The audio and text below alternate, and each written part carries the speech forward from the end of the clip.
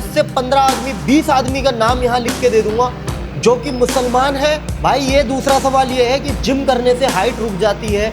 अभी दिवाली का टाइम चल रहा है, आप मीठा वीठा कुछ खा रहे होगे अभी इस टाइम पे? भाई देखो सबसे पहले अगर आप 40-45 साल के हो गए हो, अस्सलाम वालेकुम, नमस्कार, सत श्री अकाल। तो कैसे हो आप सभी? स्वागत करता हूँ, इस्तकबाल करता हूँ एक नई वीडियो में। कमेंट्स जो आप लोग करते हो उसका मैं रिप्लाई करूंगा। मैं देखो भाई हर रिप्लाई तो नहीं कर पाता, लेकिन हाँ मैंने कुछ अलग चीज सोची है कि ये बोलेगा जो आप लोगों ने कमेंट्स किए, और धीरे धीरे मैं सबका जवाब दूंगा।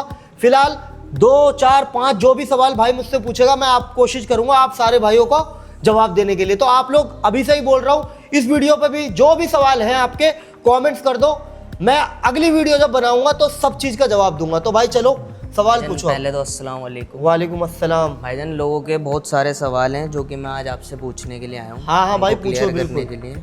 मैं भी ये चाह रहा हूँ। आरिफ भाई हैं, वो कहते हैं कि भाई हमें नमाज के लिए टोकते हैं, तो इससे कि हमने जिम छोड़ दी, तो आप भाई उनको नमाज के लिए क्यों टोकते हो? देखो ये सवाल भी बहुत सारे आते हैं। कई ऐसे भाई बंदे हैं जो मेरी जिम छोड़ के जा चुके हैं, जो अभी भाई ने आरिफ की बात कर रहे हो।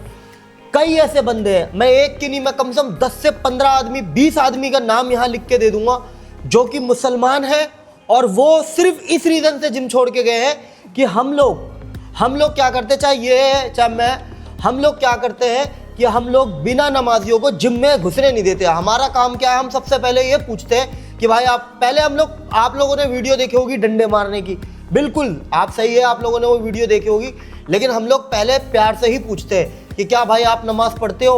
वो कहता है नहीं भाई। मैं कहता हूँ भाई नमाज पढ़ के आया करो, नमाज बहुत ज़रूरी है। इसी तरीके से स्टार्ट करते हैं। लेकिन जब मैं हार जाता हूँ, मैं थक जाता हूँ, उसके बाद मैं गुस्सा भी कर लेता हूँ, जब नहीं आते तो जिम छोड़ के चले जाते। और रही बात जिम छोड़ के जाने की, तो रोजी भाई, हर बात रोजी जो होती है वो अल्लाह के हाथ में होती है।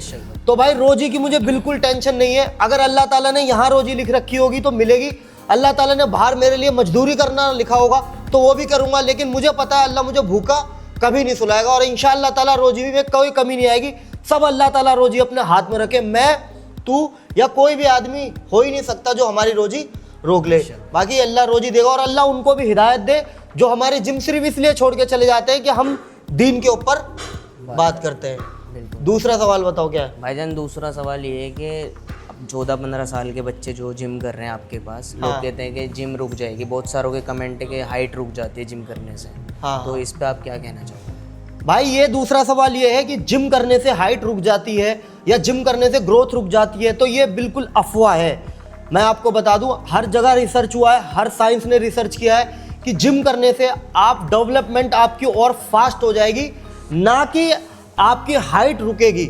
ये अफवाह है बिल्कुल। तो अगर आपका भी कोई बच्चा या आपका कोई छोटा भाई जिसकी उम्र 14 से 15 साल हो चुकी है, अगर उसका मन करता है जिम करने का, तो बेझिझक होकर जिम उसको भेजना चाहिए। क्योंकि जिम करने से हाइट बढ़ती है, रुकती नहीं है। जिम करने से वो स्ट्रांग बनेगा, कमजोर नहीं बनेगा। जिम करने से उसकी हड्डियां मजबूत होएगी, कमजोर नहीं होगी।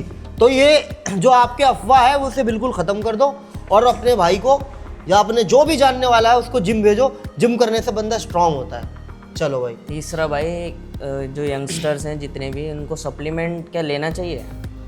शुरू में लोगों के कमेंट्स हैं कि नहीं लेना चाहिए, साइड इफेक्ट्स बहुत होते हैं। नहीं, सप्लीमेंट एक अच्छी चीज़ है, सप्लीमेंट्स ले लेना चाहिए, लेकिन डिपेंड करता है कि आप क्या ले रहे हो। मान लो अगर कोई भी तुम्हें ये कह दे कि ये खा लो, तो ये नहीं खाना।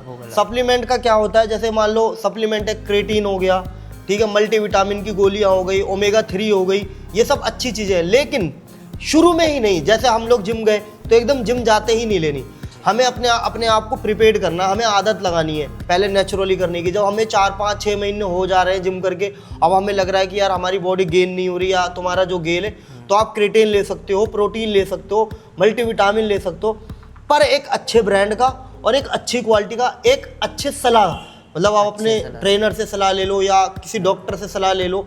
ऐसे नहीं कि तुम गए और अपने आप लेके आ गए, उससे आपको दिक्कत हो जाएगी। तो भाई आप भी ऐसी गलतियां मत करना, ये बहुत ज़रूरी चीज़ें हैं, ध्यान रखना। और भाई बहुत से लोगों के सवाल हैं कि 40-45 की उम्र में हमारे बॉडी में स्टेमिना नहीं रहता, वर्कआउट करने में भी नहीं रहता, तो उन लोगों के लिए आप क्या कहना चाहोगे? सबसे पहली बात देखो, जैसे भाई ने बोला है कि 40 साल की एज के बाद क्या जिम देखो सबसे पहले अगर आप 40-45 साल के हो गए हो तो भाई आप सबसे पहले कोई एक फिजिकल एक्टिविटी करो 45 मिनट कम से कम।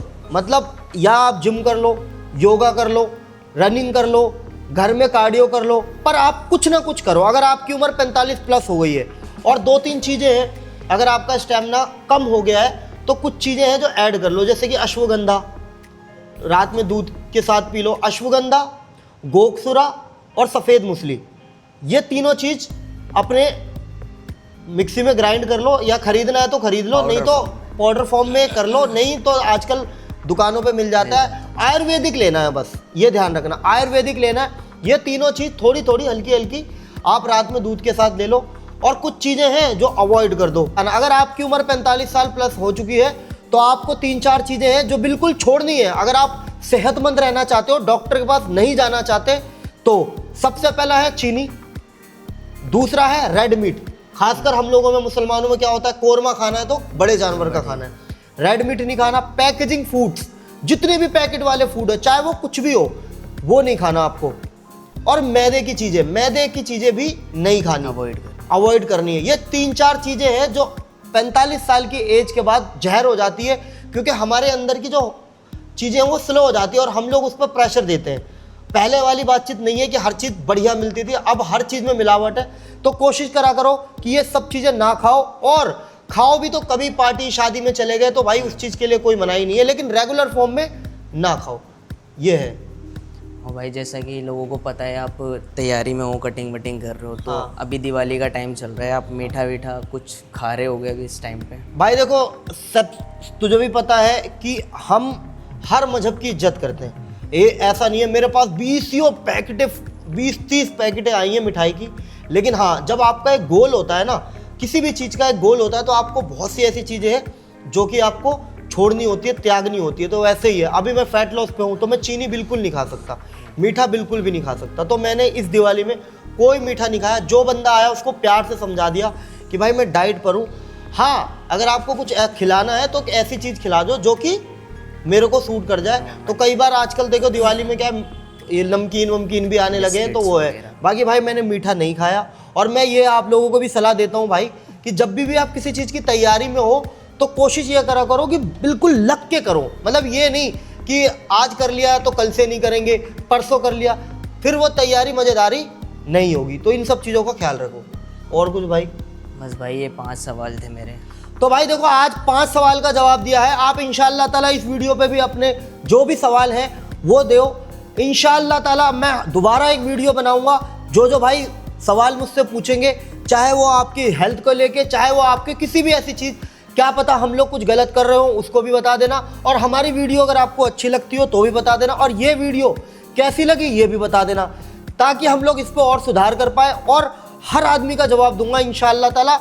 आप सब करो क्या, सिर्फ कमेंट्स करो, बाकी भाई जवाब मैं इंशाअल्लाह दूंगा। और वीडियो कैसी लगी ये भी बताना। और भाई ऐसी जैसे प्यार देते हो प्यार दो, और भाई प्यार से रहो, मोहब्बत से रहो, यही करता हूँ। और हमारे लिए भी दुआ करो, इंशाअल्लाह आप लोगों के लिए हम दुआ करेंगे। वीडियो शेयर करो अपने सारे दोस्तों पे, जो जब अगर आपको ये सवाल अच्छे लगा हो तो अल्लाह हाफिज़।